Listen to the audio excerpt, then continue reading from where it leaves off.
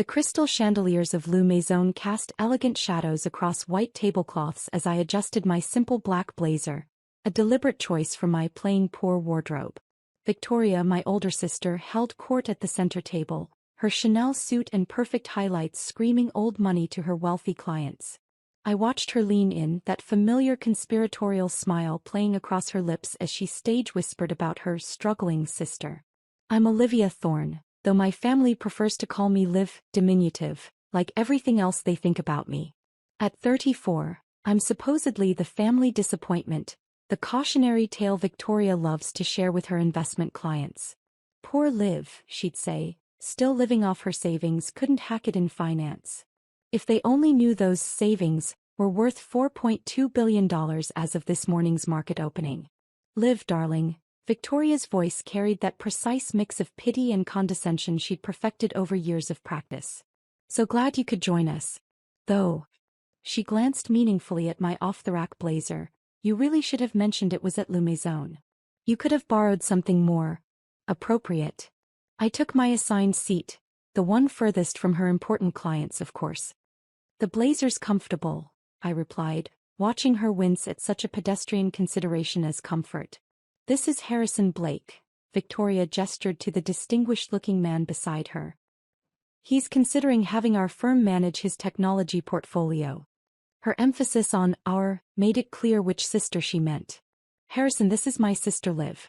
She used to work in finance too before I decided corporate life wasn't for me," I finished smoothly, accepting the wine list from the sommelier. Victoria's eyes narrowed slightly. She'd been hoping I'd let her finish the story about my supposed burnout and breakdown. "Ah yes," Harrison smiled politely. "Victoria mentioned you're between opportunities right now. Must be difficult in this economy." I caught the sommelier's eye. "The Chateau Lafite Rothschild 1982, please." Victoria's perfect eyebrows shot up. That bottle cost more than what she thought I made in a month. "Put it on my usual account, Jean-Marc." "Of course, Miss Thorne. Your regular table is available if you'd prefer." "This is fine for tonight," I cut in smoothly, watching Victoria's expression shift from surprise to suspicion. She'd never seen me here before, yet the staff clearly knew me well. "Liv," she hissed once Jean-Marc left, "you can't afford that wine. I'll have to cover it." "Actually," Harrison interrupted, studying me with new interest, "did you say Thorne? Not Olivia Thorne?" Victoria laughed, that silvery social laugh she used to smooth over awkward moments. "Yes, that's her name, but—" "Of Phoenix Capital?" Harrison continued, his focus entirely on me now. "The same Olivia Thorne who just acquired Microtech Solutions." The silence that fell over the table was absolute. Victoria's wine glass stopped halfway to her lips. Her junior associate nearly dropped his phone. And Harrison Blake, one of her biggest potential clients, was looking at me like he'd just discovered gold. "Microtech was undervalued," I said simply. "Their AI division alone was worth twice the market cap." "That was a $3 billion acquisition," Harrison said slowly. "Cash offer if I remember correctly." Victoria's face had gone from cream to paper white. "There must be some mistake," she managed. "Liv works from her apartment. She barely makes ends meet. She runs one of the most successful private equity firms in the country," Harrison finished. "I can't believe I didn't recognize you immediately. Your hostile takeover of Bennett Industries last year was brilliant." I smiled, remembering that deal. Victoria had spent weeks mocking my unemployed status during that acquisition, never realizing I was the anonymous buyer dismantling her client's company piece by piece. You're not." Victoria stuttered, her perfect composure cracking. "Between opportunities?" I supplied helpfully. "No, I'd say I'm exactly where I planned to be." I turned to Harrison. "Though I should mention I've had my eye on Blake Technologies for a while. Your quantum computing patents are particularly interesting." Harrison's eyes widened. "We're not for sale."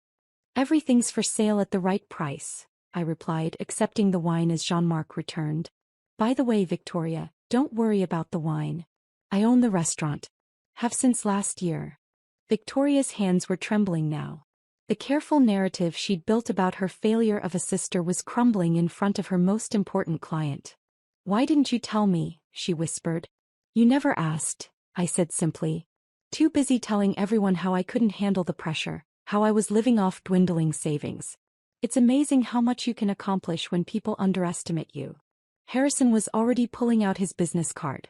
I'd love to discuss those patents further, Miss Thorne. Perhaps a private meeting. Of course, I took the card knowing it would cost Victoria her biggest potential client. I have an opening tomorrow at my office. The one in the building I bought from Victoria's firm last month. They don't know that yet, but the announcement goes out in the morning. Victoria knocked over her water glass. The Madison building? But that's our headquarters. Was your headquarters? I corrected gently. Amazing how many properties you can acquire when your own sister tells everyone you're unemployed. No one even thought to check who was behind the holding company making the offers. The rest of dinner passed in a blur of revelations. Every dismissive story Victoria had ever told about me was unraveling. Every client at the table was suddenly realizing they were dining with someone far more powerful than their wealth manager. As coffee was served, my phone buzzed with a news alert. I smiled, turning the screen toward Victoria. Oh look, Forbes just released their 40 under 40 list. Guess who made the cover?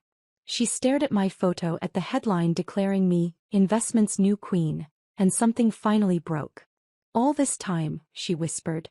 Every dinner where I pitied you, every client I told about my poor struggling sister, was free advertising, I finished.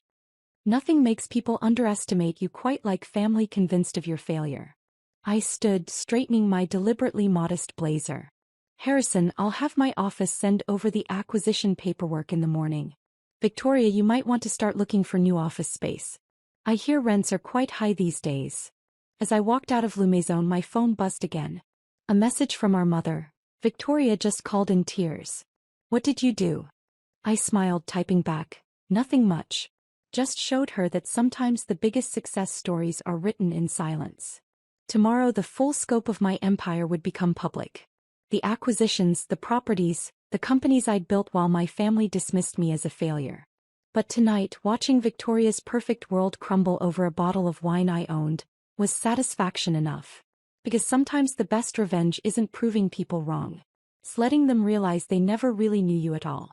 The morning after my dinner with Victoria brought exactly the chaos I'd expected. My phone hadn't stopped buzzing since dawn, texts, calls, emails, all from family members who'd suddenly discovered they had a billionaire relative. I sat in my real office, not the modest co-working space my family thought I used, but the entire top floor of the Phoenix Capitol building downtown. Floor-to-ceiling windows offered a perfect view of the city I'd been quietly reshaping for the past 5 years. Your sister's been in the lobby for an hour, Maya, my executive assistant, announced. Security says she's tried 3 different names to get past reception. I glanced at the security feed. Victoria looked decidedly less polished than usual. Her designer suit was slightly wrinkled, her perfect hair showing signs of a sleepless night. The Madison building announcement must have hit. Your mother's called 6 times, Maya continued. Your father's trying to reach you through LinkedIn, and your cousin Sarah's already updated her profile to mention her close family connection to Phoenix Capital's CEO. I smiled, opening my laptop to review the morning's news. Phoenix Capital acquires Madison building in surprise move. Olivia Thorne, the silent billionaire. Investments hidden queen. How one woman built an empire in secret. My phone buzzed again. A text from Harrison Blake. Impressive press. When can we discuss those patents? Before I could reply, Maya's voice came through the intercom. Your brother Thomas is here. He's with your father. That was unexpected. Thomas usually avoided family drama, preferring to stay neutral in his role as a mid-level manager at our father's consulting firm. Send them up. They entered like men approaching a stranger's territory, which in a way they were. Dad's eyes swept the office, taking in the pristine modern design, the wall of business awards, the view that proved just how high his youngest daughter had climbed. Quite an office, he managed finally. Better than this sad little apartment you said I should be embarrassed to work from? I kept my voice neutral, remembering last Christmas when he'd lectured me about wasting my potential. Olivia, Thomas stepped forward. We need to talk about Victoria. Of course. They weren't here to apologize or understand. They were here to manage the family crisis.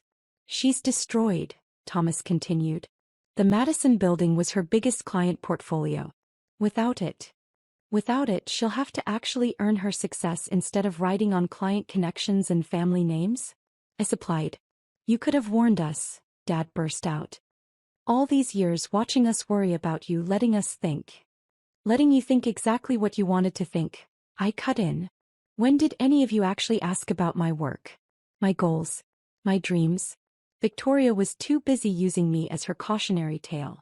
You were too convinced I'd failed by choosing my own path. But billions. Dad sank into one of my visitor chairs. How did we not know? I walked to my window, looking out at the Madison building where Victoria's firm would soon be vacating. Remember when I left Harrison Corp 5 years ago? When Victoria told everyone I'd had a breakdown? They nodded. That story had become family legend. Poor Liv couldn't handle the pressure, ran away from a promising career. I left because I saw an opportunity everyone else missed. Tech companies were undervalued, ripe for acquisition. But I knew how this family operates. If I'd announced my plans, you'd have tried to control everything. Direct my investments. Manage my choices. Just like you always had. We were trying to help, Dad protested.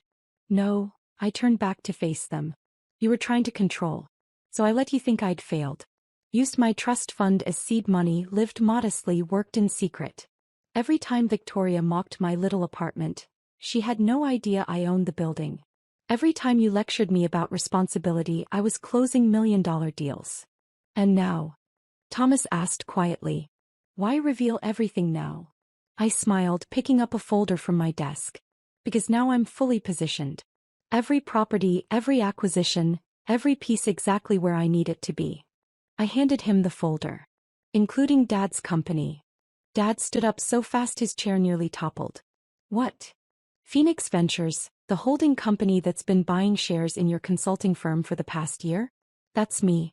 As of this morning, I own 51% of Thorne Consulting. Thomas opened the folder, scanning the documents with growing disbelief. She's right, Dad. She's majority shareholder. You can't. Dad started. Can't what? Run the company better than you? The same way I couldn't handle finance? Couldn't manage my own career? Couldn't be trusted to make my own choices? My phone buzzed, Maya's message flashed. Victoria's trying the service entrance now. If you'll excuse me, I gathered some papers. I have a meeting with Harrison Blake about acquiring his tech patents. When, Dad? The board meets tomorrow at 9. I expect you'll want to prepare your retirement announcement. Retirement? His face flushed. You can't force me out of my own company. Actually, I can. And I will. Consider it a lesson in consequences. Now, if you'll have security escort you out, I believe my sister's about to make her third attempt to breach the building. As they left, Thomas paused at the door. For what it's worth, he said quietly. I always knew you were smarter than they gave you credit for. I just never imagined. No one did, I replied. That was rather the point. After they left, I buzzed Maya. Hold my calls unless it's Harrison Blake. And Maya? Send flowers to Victoria at the Madison building. White lilies. Card should read, sometimes the best success stories are written in silence. I turned back to my window watching Dad and Thomas exit the building. My phone buzzed again, a message from our mother. Family dinner. Tonight. We need to discuss this as a family. I typed back. Can't make it. Board meeting prep. But feel free to discuss my billions without me. You've had plenty of practice discussing my failures. Because this was just the beginning. Victoria's client exodus was about to start. Dad's retirement would shake the consulting industry. And my family? They were about to learn that sometimes the person they wrote off as a failure was actually writing their ending. The boardroom of Thorne Consulting looked exactly as I remembered it from childhood, all dark wood and leather chairs, designed to intimidate. I'd spent countless hours here as a girl, watching my father command his empire while telling me I wasn't cut out for real business. Now at 8:55 a.m. I sat in his chair, reviewing the documents that would reshape our family legacy forever. The other board members filed in slowly, their usual confidence replaced by uncertain glances and whispered conversations. They'd all received the morning's press packet, complete details of Phoenix Capital's acquisition, my father's retirement, and the company's new direction. Dad entered last, Victoria surprisingly at his side. They'd clearly coordinated their attack. Both wore power suits and matching expressions of righteous indignation. "This is ridiculous," Dad announced before even sitting down. "You can't just walk in and take over." "Actually, I cut in smoothly. I walked in months ago. You just didn't notice because you were too busy dismissing me." I nodded to my legal team. "Please distribute the voting records." Victoria grabbed her copy, manicured fingers trembling slightly. "These are fake. They have to be. Like my supposed breakdown was fake?" I raised an eyebrow. "Or my alleged failure." "No, sister dear, these are quite real. Every share purchase, every proxy vote, all perfectly legal and verified. You've been planning this." Dad's face had gone from red to pale. "All those family dinners where you let us lecture you were excellent opportunities to gauge the company's weaknesses," I confirmed. Amazing what people reveal when they think they're talking to someone who doesn't matter. The boardroom door opened again. Harrison Blake walked in, followed by 3 other major clients Victoria had been courting. Her face went from pale to ashen. "Harrison," she started, "we had a meeting scheduled for—" "With Phoenix Capital," he finished. "Which, as we now know, means with your sister." He took a seat beside me. "The patents we discussed last night, Olivia. I'm ready to proceed." Victoria's Mont Blanc pen snapped in her grip, leaving a blue stain on her pristine white cuff. "Those were my clients," she whispered. "We're being the operative word," I agreed. "Just like this was Dad's company. Things change. Especially when you spend years underestimating the wrong person." I stood, straightening my designer suit. "No more playing poor. No more hiding my success. Let me be clear about what happens next. Dad, you'll announce your retirement effective immediately. Victoria, your position as head of client relations is terminated. The rest of the board can either adapt to new leadership or tender their resignations." "You can't." Dad started again, but I held up my hand. "Actually, I can. And I have. But here's what's interesting, I didn't have to." I clicked a remote, bringing up financial projections on the wall screen. "The company's been mismanaged for years. Client retention is down 40%. Innovation is stagnant. You've been coasting on old relationships while the market evolved." The board members shifted uncomfortably. They'd known this but had been too afraid to challenge my father. "In the past 6 hours," I continued, "Phoenix Capital has received 14 inquiries from major clients looking to transfer their business. Apparently, they prefer working with the sister who built a billion-dollar empire in secret over the one who spent her time mocking others' failures." Victoria stood abruptly. "This is about revenge. About making us pay for not believing in you." "No," I said quietly. "This is about business. You taught me that, remember? All those times you told clients about your pathetic little sister? Well, now they know which sister they should have been watching." My phone buzzed, a message from Maya. "Your mother's here with your Aunt Patricia." Perfect timing. "Send them in," I instructed through the intercom. Mom burst through the door, Aunt Patricia right behind her. They froze at the sight of the assembled board, the clients, the clear shift in power dynamics. "Olivia," Mom started, her society smile wavering.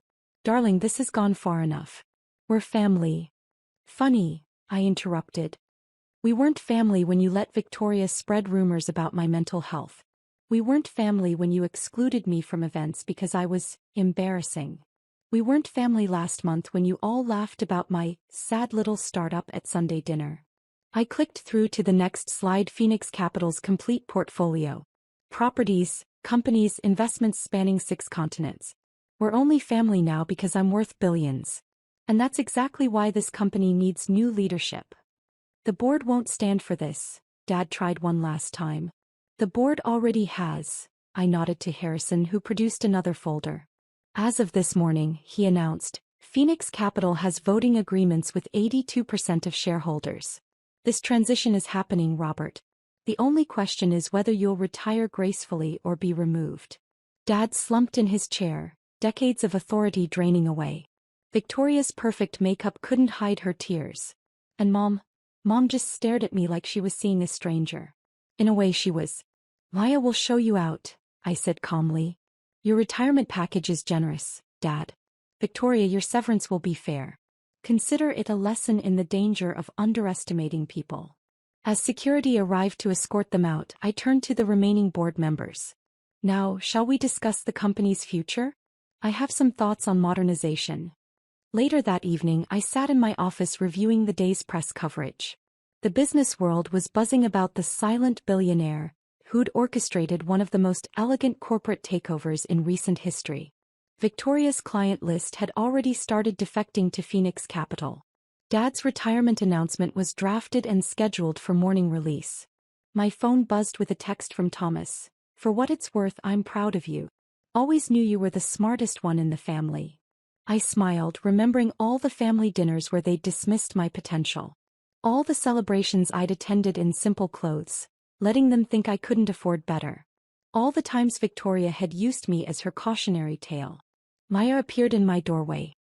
Your mother's called 6 more times. Victoria sent 4 emails asking to explain her side. And your father has finally learned what real business looks like, I finished. Hold all their calls. They've had years to talk. Now it's my turn. I turned to my window, watching the city lights flicker on. Somewhere out there, my family was realizing that success doesn't always announce itself. Sometimes it builds in silence, growing stronger in the shadows of others' doubt. And sometimes, the sister they dismissed as a failure was actually writing their ending all along. Because revenge isn't always about destruction. Sometimes it's about showing people exactly who you've become while they were busy underestimating you. I picked up my phone and typed one final message to our family group chat. Next family dinner will be in my boardroom. Dress appropriately. After all, we have a new hierarchy to discuss.